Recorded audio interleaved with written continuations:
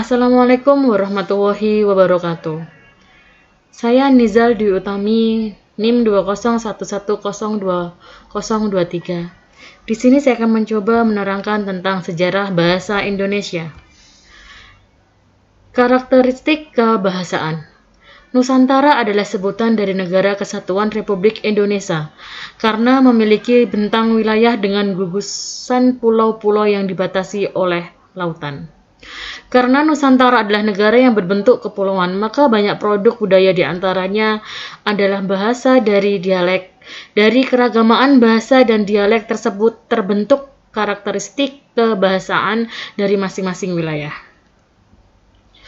Proses seleksi bahasa perantara. Bahasa perantara yang ideal.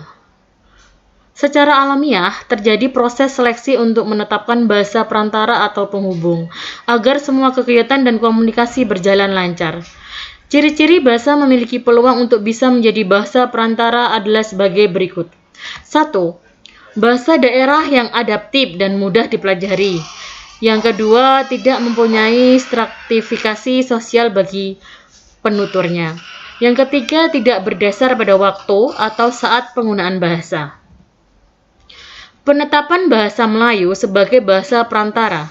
Asal-usul penetapan bahasa Melayu. Asal-usul bahasa Melayu berasal dari rumpun bahasa Austronesia, memperhatikan wilayah geografis. Penduduk yang menggunakan bahasa Austronesia adalah Pulau Formosa, Kepulauan Nusantara, Mikronesia, Melanesia, Polinesia, dan Madagaskar. Penggunaan bahasa Melayu. Penyebaran penggunaan bahasa Melayu di wilayah Nusantara sangat pesat. Hal tersebut karena masuknya misionaris dan para pedagang ke wilayah Nusantara. Yang keluar masuk melalui Bandar Malaka, bahasa Melayu dipergunakan adalah bahasa Melayu kuno. Bahasa Melayu kuno mencapai puncak kejayaan pada zaman Kerajaan Sriwijaya dari abad ke-7 sampai dengan abad ke-13.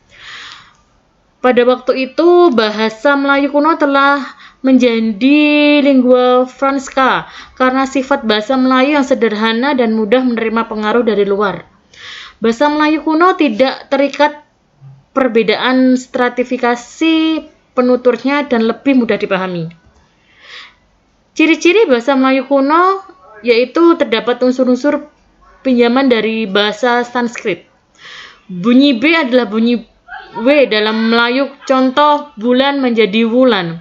Awalan ber ialah mar, contoh berlapas menjadi marlapas. Adalah bunyi konsonan yang diaspirasikan seperti BH, TH, PH, DH, KH, dan H. Huruf H hilang dalam bahasa modern. Periode peralihan Melayu kuno menjadi Melayu klasik. Pada abad ke-13, pengaruh Islam masuk ke wilayah Nusantara memberikan corak pada bahasa Melayu melalui penggunaan aksara Arab. Pada penulisan bahasa Melayu klasik ini merupakan perkembangan dari bahasa Melayu kuno. Penggunaan aksara Arab dapat ditemukan dalam penulisan karya sastra, peraturan perundangan, surat-surat komunikasi antara penguasa-penguasa Nusantara bagian barat yang dikenal dengan istilah bahasa Melayu Arab. Bahasa Melayu klasik. Kejayaan bahasa Melayu klasik ditandai dengan digunakan bahasa Melayu klasik pada Kerajaan Malaka, Kerajaan Aceh, dan Kerajaan Johor Riau. Bahasa Melayu klasik digunakan dalam aktivitas perdagangan. Bahasa Melayu klasik juga digunakan sebagai bahasa penyebaran agama Islam di tanah Melayu. Periode Melayu Madya.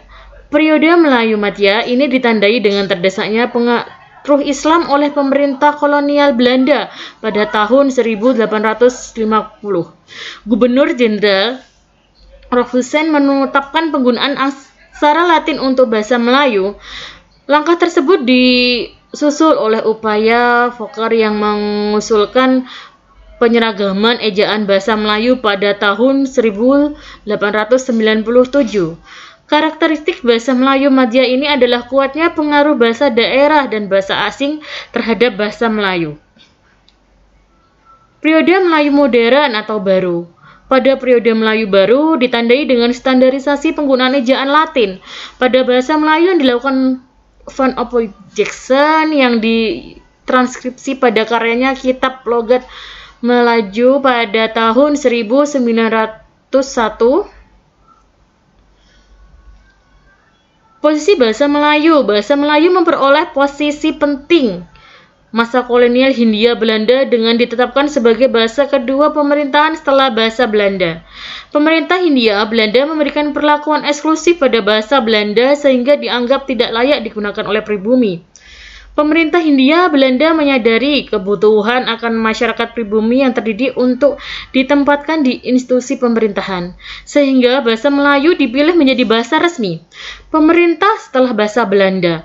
Pemerintah Hindia Belanda memperlakukan politis etis, yaitu politis balas budi, yaitu memberikan kesempatan pendidikan pada masyarakat pribumi yang dianggap mampu dengan bahasa Melayu sebagai bahasa pengantar proses pendidikan. Keberadaan bahasa Melayu pada awal pergerakan Indonesia. Pada awal masa pergerakan Indonesia, keberadaan bahasa Melayu dianggap sebagai media untuk mengugah semangat nasionalisme, semangat untuk mendorong terbentuknya negara kesatuan yang berdaulat dan terbebas dari penjajahan pemerintah kolonial Belanda. Bahasa Melayu yang sudah lama digunakan sebagai bahasa perdagangan dan sudah digunakan seluruh wilayah Nusantara telah diformalisikan oleh para tokoh pergerakan Indonesia menjadi cita-cita bersama untuk mewujudkan identitas negara yang berdaulat melalui bahasa Indonesia. Bahasa Indonesia digunakan sebagai pengikat identitas untuk menyatukan wilayah Nusantara. Semangat nasionalisme yang mengatasnamakan suatu bangsa dapat dibangun melalui ikatan yang menjadikan masyarakat berada dalam hati sama rasa dan sama kewajiban. Upaya tersebut diwujudkan dengan berkumpulnya berbagai organisasi pemuda pada tanggal 28 Oktober 1928 yang menghasilkan petisi Sumpah Pemuda. Melalui Sumpah Pemuda itulah bahasa Indonesia pertama kali diperkenalkan. Bahasa Indonesia mulai menapaki perannya sebagai sarana untuk membentuk identitas kebangsaan. Bahasa Indonesia lahir mendahului konsepsi Negara Kesatuan Republik Indonesia. Pada tahap berikutnya diadakan upaya lebih serius oleh para intelektual pribumi yang terdidik untuk membahas bahasa dan sastra Indonesia melalui pelaksanaan Kongres Pemuda pertama pada tahun 1936 di Solo. Hubungan bahasa Melayu dengan bahasa Indonesia dinyatakan dalam keputusan Kongres Bahasa Indonesia kedua yang berlangsung pada tahun 1954 bahwa ginekologi bahasa Indonesia berasal dari bahasa Melayu. Dasar bahasa Indonesia adalah bahasa Melayu yang disesuaikan dengan perkembangan bahasa Indonesia. Fungsi dan posisi bahasa Indonesia. Ketika cita-cita terbentuknya negara berdaulat terwujud melalui proklamasi 17 Agustus 1945, Indonesia segera memposisikan bahasa Indonesia sebagai bahasa negara. Hal tersebut menjadi salah satu bagian dari konstitusi negara yang dimuat pada pasal 36 Undang-Undang Dasar 1945. Bahasa negara adalah bahasa Indonesia. Pernyataan tersebut menjadi landasan yuridis bagi penempatan bahasa Indonesia dalam Negara Kesatuan Republik Indonesia. Bahasa Indonesia ditempatkan sebagai bahasa resmi kenegaraan, bahasa pengantar dan institusi pendidikan, bahasa resmi perhubungan pada tingkat nasional, bahasa resmi dalam kebudayaan dan pemanfaatan ilmu pengetahuan dan teknologi modern, dan sekaligus menjadi salah satu lambang identitas negara. Bahasa Indonesia ditempatkan sebagai bahasa resmi kenegaraan, bahasa pengantar dalam institusi pendidikan, bahasa resmi perhubungan pada tingkat nasional, bahasa resmi dalam kebudayaan dan pemanfaatan ilmu pengetahuan dan teknologi modern, sekaligus menjadi salah satu lambang identitas negara. Sekian presentasi dari saya. Saya ucapkan terima kasih. Wassalamualaikum warahmatullahi wabarakatuh.